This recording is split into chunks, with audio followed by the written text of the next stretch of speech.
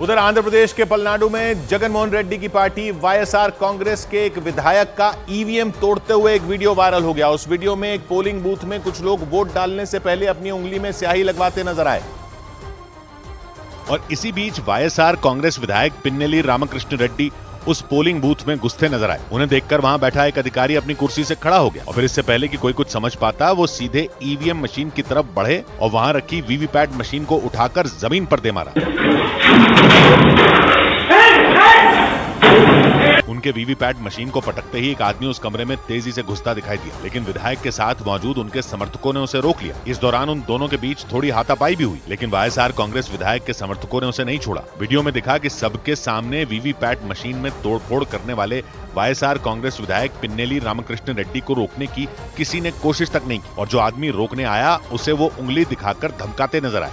इस बीच बिहार की काराकाट लोकसभा सीट से निर्दलीय चुनाव लड़ने वाले भोजपुरी फिल्मों के एक्टर पवन सिंह को बीजेपी ने पार्टी से निष्कासित कर दिया। इस लोकसभा सीट पर उनका मुकाबला बीजेपी की अगुवाई वाले गठबंधन एनडीए के प्रत्याशी उपेंद्र कुशवाहा से होगा।